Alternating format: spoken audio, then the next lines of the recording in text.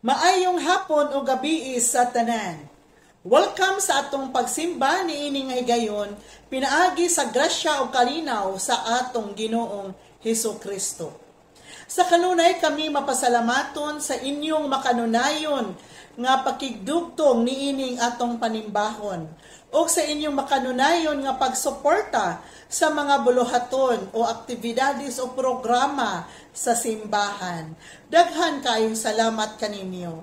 Ang Ginoo magabalos kaninyo sa pinilo-pilo nga panalangin. Atong mga greetings alang sa atong mga kaigsuunan nga magsaulog sa ilahang birthday. Sulod ni ini nga simana, labi na karon nga adlaw. Happy birthday! Ang grasya o panalangin sa Ginoo magaabot o magapuno diha sa inyong kinabuhi. O sa atong mga kaigsuunan nga mag-wedding anniversary sa mga magtiayon, happy wedding anniversary, sweeter as the years go by, uban sa gugma o kaluoy sa Dios nga kanunay magahigot diha sa inyong kaminyoon, uban sa tibuok ninyo nga panimalay. O ang umalabot nato nga mga buluhaton sa simbahan, karong Domingo mao ang Youth Sunday. O diha, tulo na ang atong simba. So, 7:30 o alas 10 sa buntag. O sa pagkahapon, alas 6 sa hapon. Worship through music. So, of course, kay Youth Sunday man, so ang atong mga kabatan-unan maoy magdala sa maong panimbahon. Sa tanan nga panimbahon, ni ana nga Domingo. Og mauna ni siya ang sinugdanan nga ato nang ibalik ang atong panimbahon sa hapon kada Domingo alas 6 sa hapon or naanatay Vesper worship service o panimbahon kada alas 6 sa hapon kada Domingo. Ug ang atong midweek service kada Miyerkules ato na pod nga ibalik ang face to face sulod sa simbahan or in person, sulod sa simbahan, alas 6 sa hapon. So again, nanatay midweek worship service, karong umaabot nga September 20. Midweek worship service, alas 6 sa hapon. Ug ang online sa midweek service, ibalhin nato ang time. Imbis nga 4:30 sa hapon, adto na ta sa 6 p.m. or alas 6 sa hapon.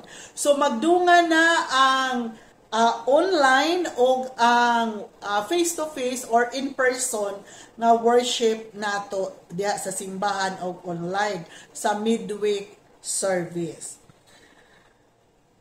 Dungan na ni sila.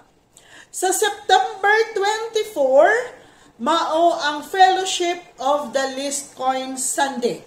So mao ni ang selebrasyon nato sa last Sunday sa September 24, Fellowship of the Least Coin Sunday. So ang mga dumala niini mao ang mga CWA. So mao lamang kana ang atong mga buluhaton o mga pagtagad sa atong simbahan. Uban ni ana kung naa kamoy mga pangutana, mga concerns, mga prayer request, please tawag lang sa atong church office or sa atong mga kapastoran. Daghan kayong salamat sa inyong makanunayon nga pagsuporta o pagtabang sa pagdinasigay o pag-inampuay nganha sa matag usa. Padayon usab ang atong mga pag-ampo alang sa atong mga kaigsuunan nga na ay mga gipangbati diha sa ilang panglawas. So hinaot sa kanunay ang grasya o panalangin sa Ginoo maanaa kanato.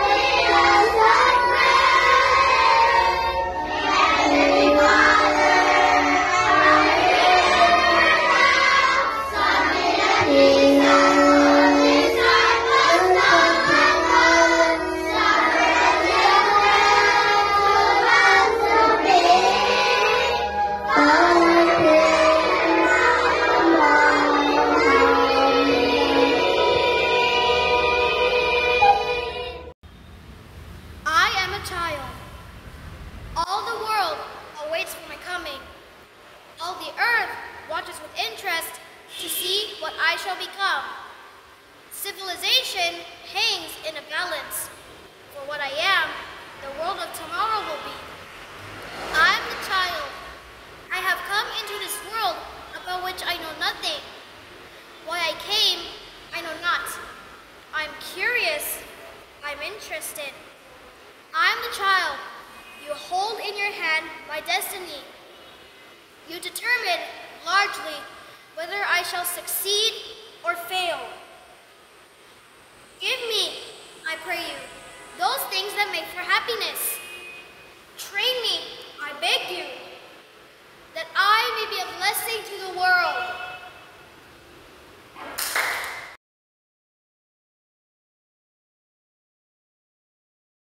See, children are a gift from the Lord. The children born to us are a special reward.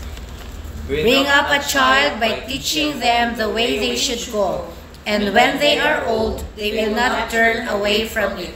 Honor your father and your mother, that your days may be long on the land which the Lord your God gives you. Children, obey your parents in the Lord. This is the right thing to do. We can do all this through God who gives us strength. Trust in the Lord with all your heart. We will praise you with our whole heart.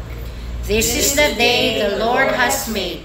Let us rejoice and be glad in it.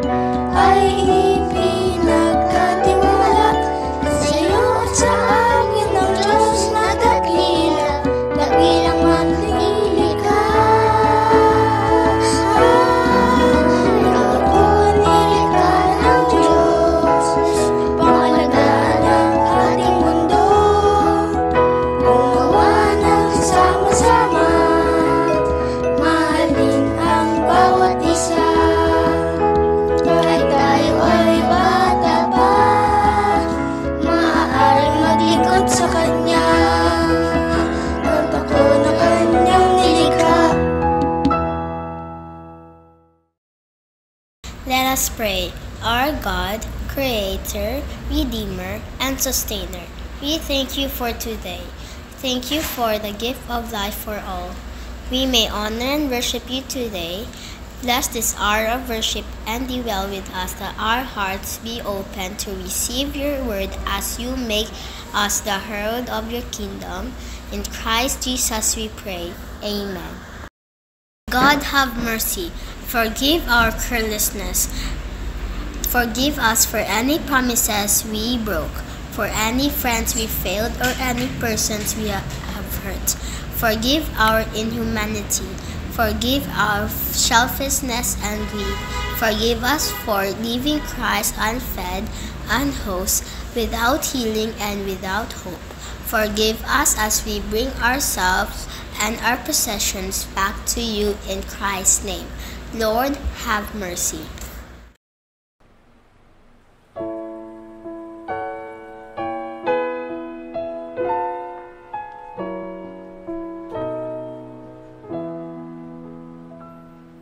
Search me, O God, and know my heart today.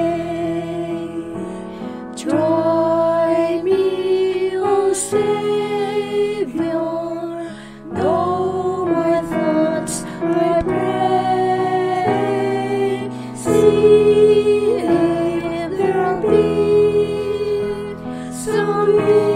can place in me. Cleanse me from every sin and set me free.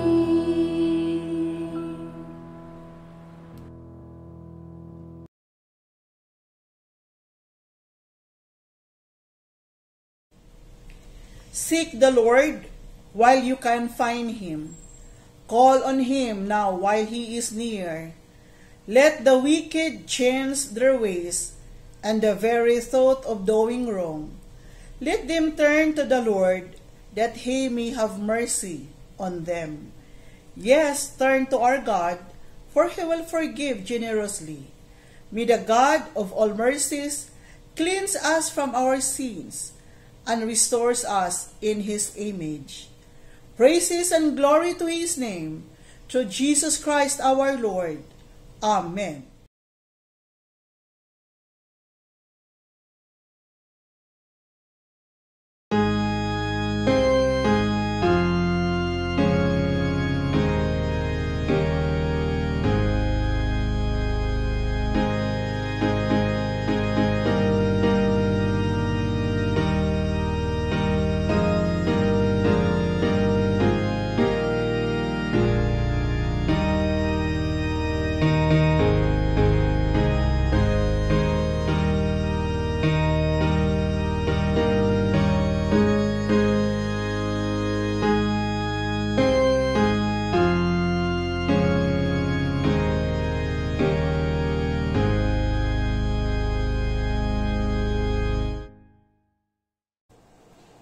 Magampo ta.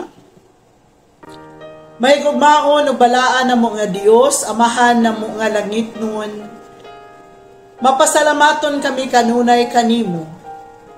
Sa imong pag-atiman kanamo, sa imong pag-amuma kanamo. Bisan pa ni ining tibuok simana o Dios. Ani aman kami ni ining tunga-tunga sa simana. Uban sa makasinatian, lahi-lahi nga kasinatian sa among kinabuhi. Imo kaming gitudluan, gigiyahan, imo kaming gitabangan. O imong gipakita kanamo o Dios, kung kinsa o unsa ka. Mao nga kami nagapasalamat kanimo. Salamat Ginoo sa imong pag-atiman kanamo. Salamat o Dios sa imong gugma o kaluoy kanamo. Salamat nga naa kami Dios, nga diin among kasultian, kasumbungan, sa among mga pagbati. Salamat nga naa kami Ginoo, nga diin kanunay na minaw kanamo. Ginoo nga kanunay na mati kanamo. O Ginoo nga kanunay andam o bukas ang mga kamot sa pag-atiman, sa pagtabang sa iyang mga katawhan. Salamat o Dios. Salamat Ginoo. Salamat sa tanan, o sa among pagpadayon sa pagkinabuhi. Ania kami o Dios, ani ang imong mga anak na nakigdugtong karon. Ginoo ng tawa ang mga hunahuna o kasing-kasing, ang mga tinaguan nga pagbati. Hibalui ang mga plano o tinguha, o panalangini kini Ginoo. Kung ana ang may concern, mga pag-ampo o pangaliya diha kanimo, bahin o Dios sa kakulangon, Ginoo ablihi ang ganghaan sa imong grasya, mug ipadagaya kini o Dios sa imong mga katawhan. Kakulangon Ginoo diha sa financial o material, sangkapi ang imong mga anak ug mga katawhan niini Ginoo. Kung ana ang may pagbati o Dios sa kaluyahon sa panglawas, o na ay balatian, Ginoong Dios among gidala diha kanimo, among gitugyan diha kanimo. Itugot nga pinaagi sa ngalan ni Ginoong Hesukristo nga Nazaretno, ang imong balaan nga mga kamot, mo'y magahikap, magatandog, magaayo sa imong mga anak. Hikapa o Dios, ihatag ang kabaskog kapiskay, ug ang kaayuhan, kompleto nga kaayuhan. Dili lamang physically apan tanang aspeto sa kinabuhi. Ayuha Ginoo ang imong mga katawhan nga adunay gipangbati o balatian sa ilang panglawas. Hikapa sila, ayuha sila, pinaagi sa ngalan ni Ginoong Hesukristo nga Nazaretnon. Malaumon kami o Dios, ug masaligon kami, na diha sa among mga pag-ampo, ikaw gayud Ginoo, manimati ka namo. Among gila nga ikaw mao ang Jehovah Rapha, ang Dios nga mananambal. Tambali ang imong mga anak nga naay balatian sa tanang aspeto sa kinabuhi. Bisan pa diha o Dios, sa espirituhanong pagbahin, liguna Ginoo, dasiga ug agaka Ginoo, nga dili kawad-an sa pagtuo o paglaom ang imong mga anak luyo sa mga sitwasyon nga ilang giatubang. Bisan pa Ginoo kami nagampo diha kanimo sa matag usa o sa matag pamilya. Itugot nga diha sa tagsa-tagsa ka panimalay, maangkon ang kalinaw, kalipay, panagsinabtanay, paghigugmaay, aron motunhay o Dios ang kahapsay sa pagpuyo, ang kalinaw o ang gugma. Sangkapi ang matag panimalay o Dios sa tanan nilang gikinahanglan. Bisan pa sa among mga kaigsuunan nga diin nagasaulog sa ilang adlaw nga natawhan o nagsaulog sa ilang wedding anniversary, panalangin sila o Dios. Ihatag ang grasya, panalangin, gugma o kaluoy, uban sa katuigan nga imong gihatag nganha kanila. Himo ang ilang kinabuhi nga makahuluganon ug magmalipayon. Bisan pa Ginoo sa kinatibuk-an nimong mga katawhan. Bisan pa sa kahimtang sa komunidad, ikaw ang mga panalangin, mga protektar sa imong mga katawhan, gikan sa mga tanang matang sa mga kadautan. Iiway o Dios kining imong mga katawhan. Among giampo diha kanimo ang tanan, bisan pa sa wala na masulti, apan lantawa kining imong mga anak Ginoo. Hibalui ang ilang kahimtang o panalangini, kaluy-i kanunay o Dios ang imong mga anak. Kining tanan among giampo, pinaagi diha sa ngalan ni Ginoong Hesukristo. Amen.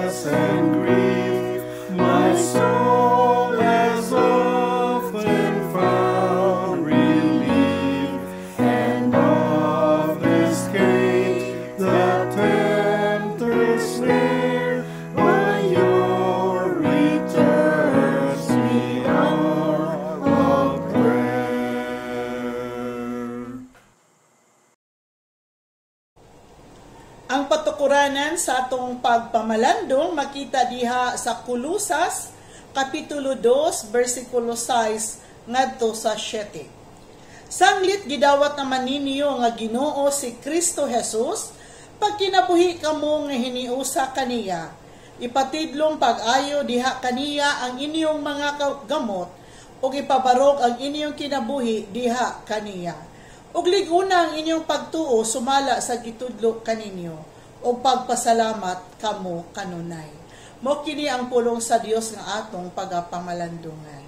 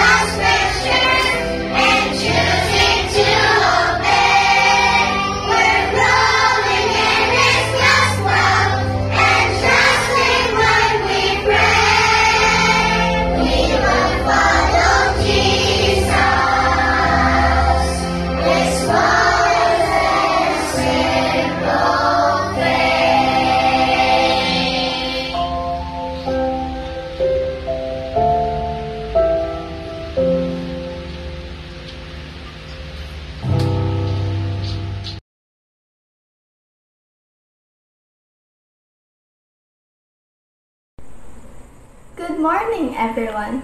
Finally, it's my turn to speak in front of you in celebration of Children's Sunday. Well, I don't know if it's the tradition of our church.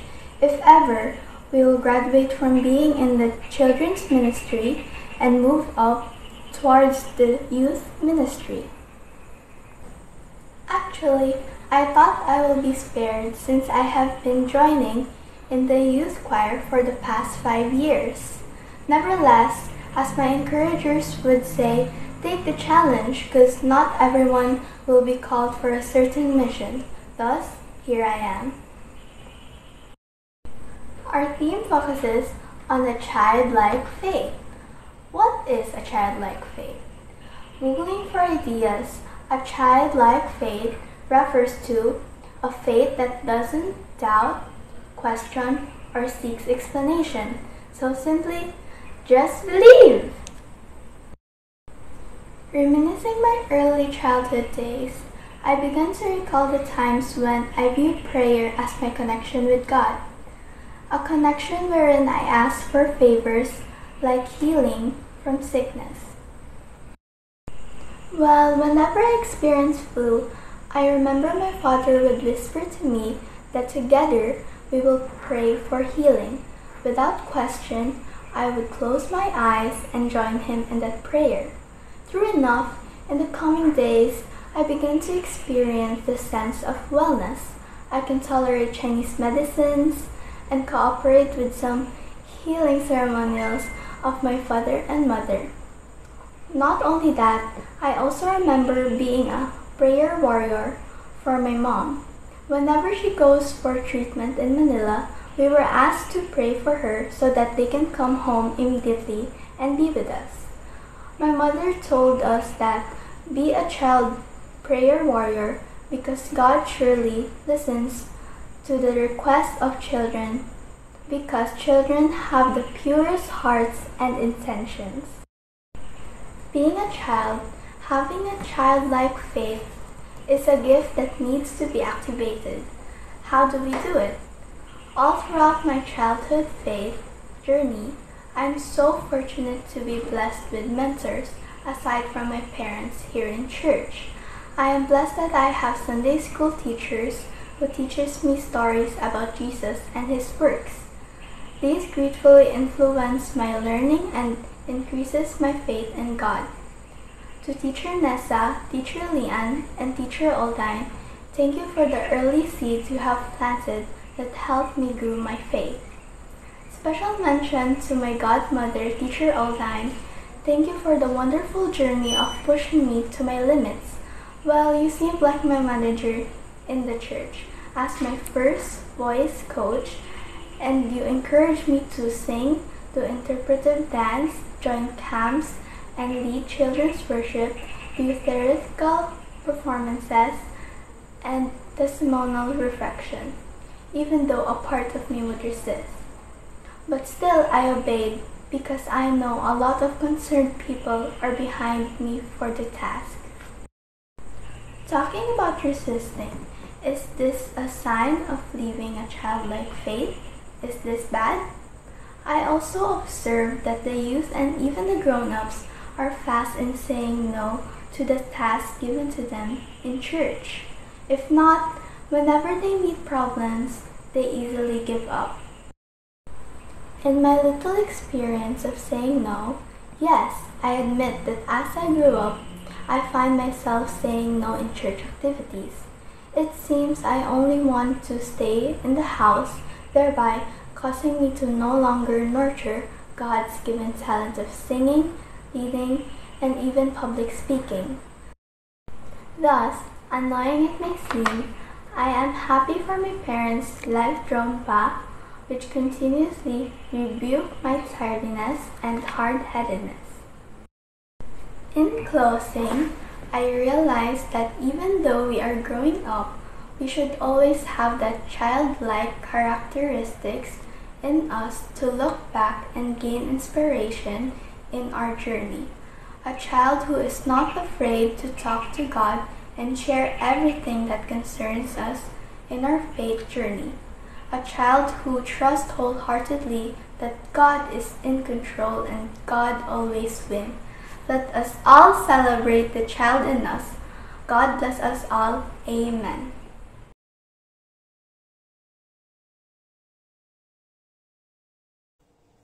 Maayong adlaw o gabi sa tanan. Human sa hagit sa misyonhong tahas sa bulan sa Agosto, atong dadon ang atong kaugalingon ngadto sa Kristohanong pag-edukar o pagmatuto niining bulan sa September. Tungod kay ang September mauman ang CEN month o Christian Education and Nurture Month. Pag-edukar or educate. Tudloan ang tao kung aron madugangan ang iyang kaalam bahin sa butang nga dapat niyang makatunan. Kini naglangkob diha sa iyang panghuna-huna. Mao nga anaa ang pagtuon. Pagtuon diha ilabi na sa Kristohanong pagtulunan. Pagtuon sa mga gitudlo ni Ginoong Hesus. Ang pagmatuto o nurture kini naglangkob diha sa kinabuhi nga anaa ang maayong pamatasan, gawi o maayong kinabuhi nga nahisubay sa kabubuton sa Dios. Ang physical o moral nga kusog sa tao kini nagdepende kung giunsa siya pagpatubo o pagpadako pinaagi sa iyang pamilya diin siya nagikan. Sama sa usa ka sugilanon nga naay klase sa kawayan or bambo nga angalan moso. Ang moso is a bamboo plant nga mutubo dito sa China o sa Far East. After the moso is planted, dili nimo siya makit-an nga mutubo sulod sa 5 ka tuig. Murag makaingon ka nga unsam ning tanuma, oy unsa man ni nga kawayan nga dili dayon siya makita ang iyang pagtubo nga budako siya sulod sa 5 ka tuig. Bisan og naa sa ideal conditions. Then as if by magic sa kalit lang musugod kinig tubo sa 2.5 feet per day, reaching a full height of 90 feet within 6 years. So, sukat sa imong pagtanom hangtod 5 years, dili mo makita tubo. And after that, magsugod na siya tubo kada adlaw. Apan walay magic luyo sa iyang paspas nga pagtubo. Mingon ta, ang paspas nga pagtubo sa moso nga kawayan kini tungod sa kaladmon sa iyang gamot. Due to the miles of roots nga na-develop sulod sa 5 ka tuig nga nakatidlong gyud dito sa lalong. 5 ka tuig nga pag-andam alang sa maayo ug paspas nga pagtubo. Susama kini sa pag-edukar o pagmatuto sa usa ka Kristohanong kinabuhi o bisan pa sa pag-edukar sa tao. Ang pag-edukar o pagmatuto kini maghatod sa tao. Una, ang espirituhanon nga kahibalo mag-andam alang niini nga kinabuhi o sa kinabuhing walay katapusan. Hisgutan ng espirituhanong kahibalo. Kasagaran sa mga katawhan, wala kaayo nagtagad niini. O gamay ra ang nagtinguha nga masayod bahin niini. Apan sa tinuod, kini nagkinahanglan og lapad og taas nga tinguha aron makabot ang maayo ug matarong nga kinabuhi. Ang espirituhanong kahibalo ug ang pagkasayod sa mga paagi sa Dios, it means more than a preparation alang sa kinabuhi karon. Mayong nga busy kayo ta. Daghan kay tagi trabaho. Wala nato hatagi og pagtagad. kining mga butanga. It has to do with the whole being and with the whole period of existence possible to man. It is the harmonious development of the physical, the mental, and the spiritual powers. Ang espirituhanong kahibalo, naglangkob kini sa kinatibuk-an tungod kay nag-andam kini sa tao, aron iyang masinati ang tinuod nga kalipay diha sa pag-alagad. Si Pedro, nagsulti kanato sa pagpabilin sa tinuod nga kahibalo kay anaa kini rason. Sa ikaduhang Pedro 1:2 ngadto sa 3. Grasya o kalinaw magapuno unta kanamo pinaagi sa inyong kahibalo sa Dios o sa atong Ginoong Hesus. Ang iyang Diyos nung gahom naghatag kanato sa tanantang gikinahanglan alang sa pagkinabuhi nga Diyos nun. Pinaagi sa atong kahibalo mahitungod kaniya nga nagtawag kanato aron makaambit kita sa iyang himaya o kaayo. A knowledge of God is the foundation of all true education and of all true service. Mao kini ang tinuod nga panagna against temptation o panangga against temptation. Mao lamang kini ang paagi aron kita makabaton sa Dios nung kinaiya. Ang espirituhanong kahibalo mao'y gikinahanglan sa tanan kinsa naninguha sa pagdasig sa uban nga moduol diha kang Kristo. Transformation of character, purity of life, efficiency in service, adherence to correct principles, all depend upon the spiritual knowledge of God.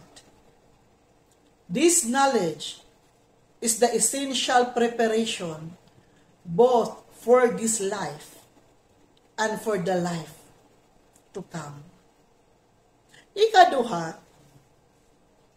ang kahibalo sa kasulatan sa Dios mao ang unang tumong sa pagtuon. What is the most important to know?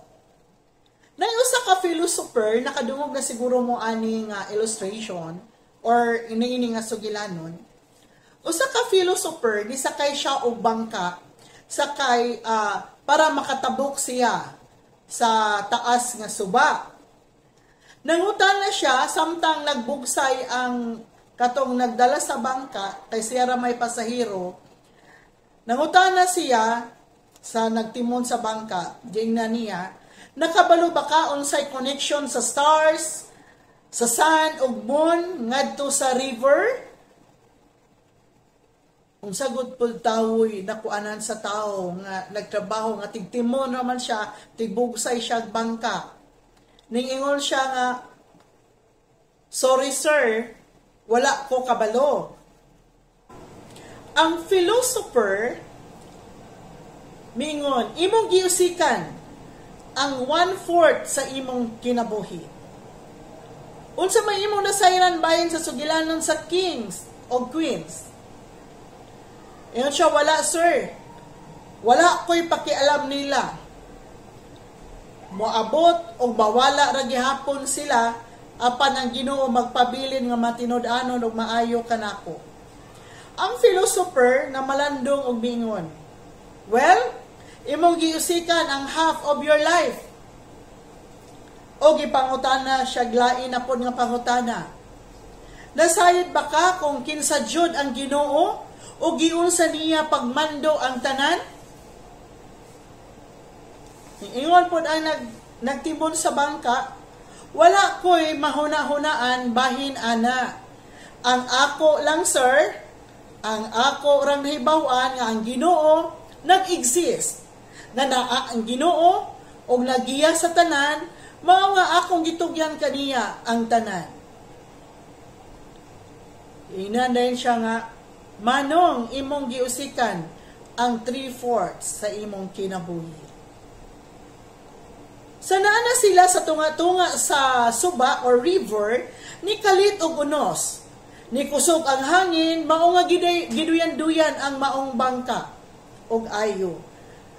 Ang sakayan, alos nga masudlan na og tubig. Ang nagmaniw sa sakayan o bangka, nangutana sa philosopher, "Sir, nganong nahadlok man kaayo ka? Dili ka kabalo mo langoy?" Ning ingon ang philosopher, "Dili manong, wala ko'y panahon sa pagtuon og langoy." Kabalo na mo ang sa itubag. Sa tigtimon, sa bangka. Ingon siya, "Sir, imong giusikan ang imong tibuok kinabuhi."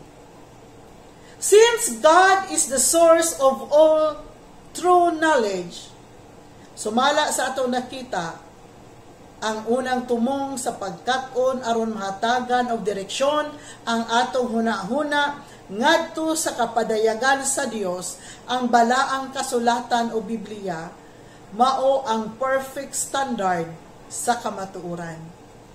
O kini naghatag sa taas nga ang sa kahibalo. 2 Timothy chapter 3 verse 16. Ang tibuok kasulatan gisulat alang sa lamdag gikan sa Dios, o mapuslanon alang sa pagtudlo sa kamatuoran, sa pagbadlong, sa pagsaway, ug sa pagtudlo unsaon sa pagkinabuhi nga matarong. Sa ingon ang nag-alagad sa Dios, masangkap pag-ayo ug maandam sa tanang maayong buhat. Tungod niini nagkinahanglan o kinahanglan hatagan nato o higayon nga atong mabasa ang Biblia, mapamalandungan, aron kita matudluan unsaon pagkinabuhing matarong, aron dili mausik ang tibuok nato nga kinabuhi. Taas man ang atong kaybalo sa kalibutanong kaalam, kinahanglan nga aduna pod kitay kahibalo bahin sa kasulatan sa Dios nga ang Biblia. Pinaagi sa atong pagtuon sa kasulatan sa Dios. Makahimo kita sa pagpakigdugtong sa Dios diha sa atong mga panghuna-huna. O kung kini atong mabuhat, nan makita kini diha sa atong mga lihok ug buhat matag adlaw. The new knowledge of God and of Jesus Christ, whom He has sent, transforms man into the image of God.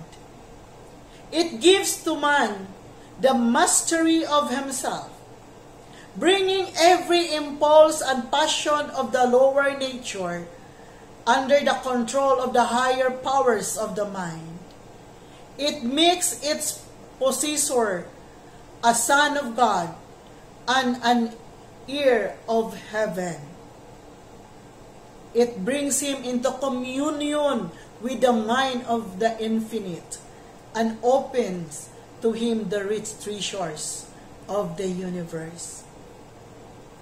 This is the knowledge which is obtained by searching the Word of God, and the treasure may be found by every soul who will give all to obtain it. Walay method of education nga mobira kanimo palayo gikan sa kabatuuran sa pulong sa Dios. Let the word of God be the man of your direction. Ang purpose sa kaybalo mao ang pagdala nimo ngadto sa kahayag diin ang maong kahayag imong mapaambit ngadto sa uban pinaagi sa mga maayong buhat. Sa pagtapos, nay usa ka istorya or sugilanon. Naka-remember ko, ako ni siyang nagamit as an illustration during sa akong wali before. Ingon ani, the day, sa pagsulod nila sa biology class sa high school, usa ka blackboard nga puno sa sulat sa ngalan o location sa major bones o muscle sa human body. Ang maong diagram nagpabilin dito sa board sulod sa maong term apan wala kini gigamit sa ilang teacher. O sa pag-abot sa final exam, wala na ang sulat dito sa board. Gi-erase na. Ang final examination nay usa lang ka question. Name and locate every major bone and muscle in the human body. Ang klase nagprotest.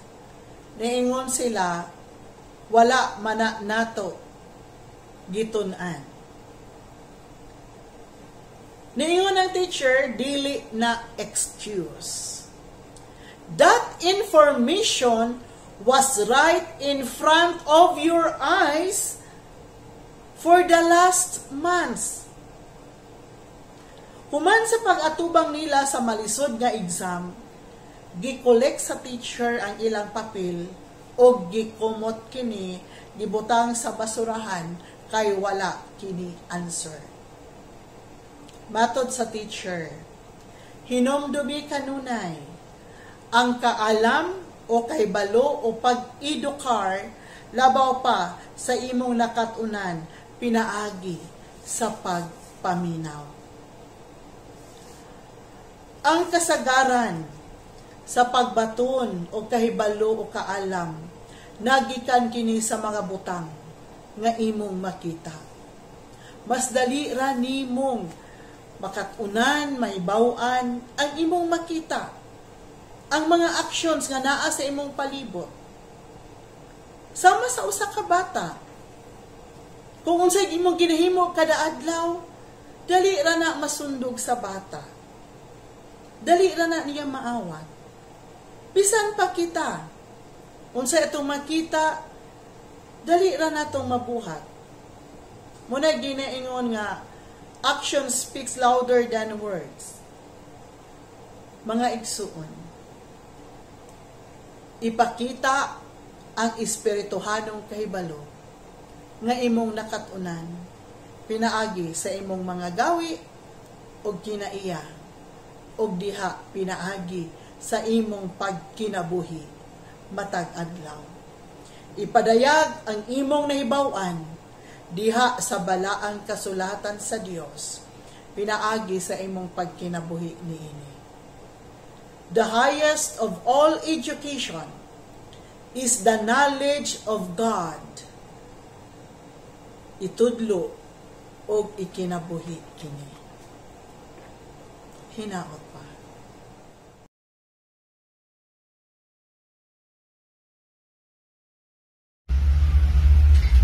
Jesus,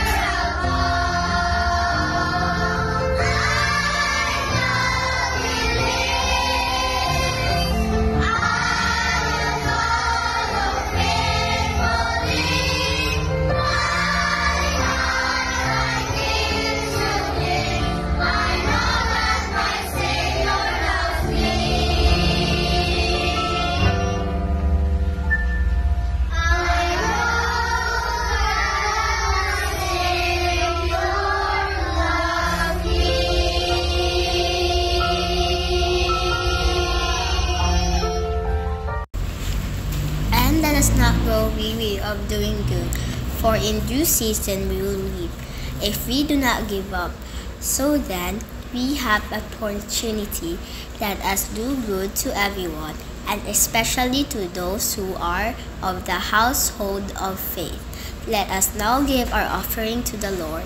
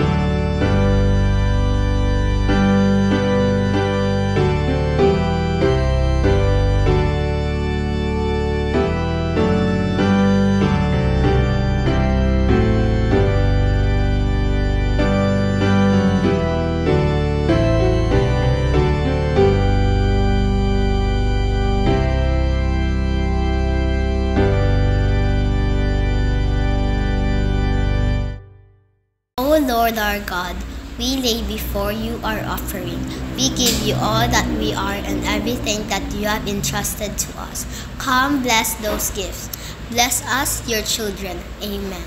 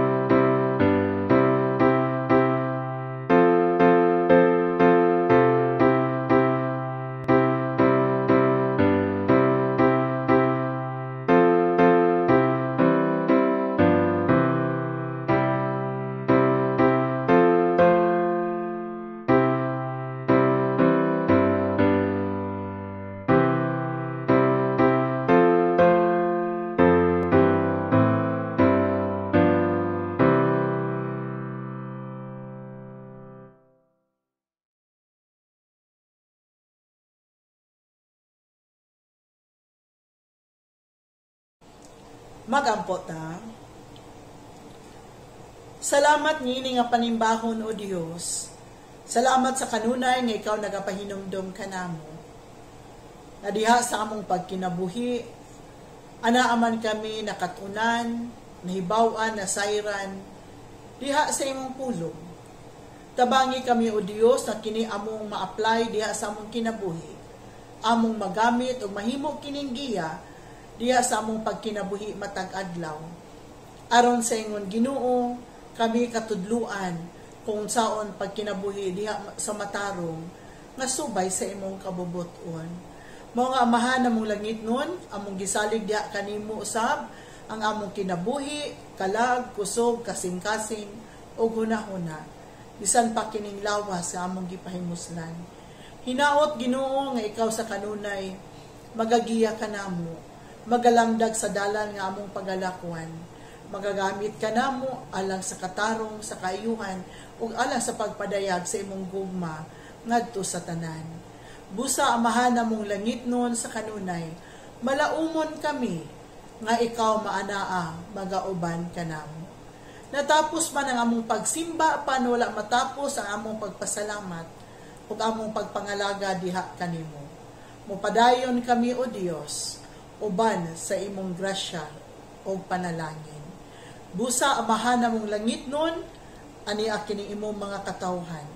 Ibubo ang imong grasya, panalangin, gugma, kaluoy, bisan pa ang imong proteksyon. Pinaagi diha sa ngalan sa Amahan, sa Anak, o sa Espiritu Santo. Amen o Amen.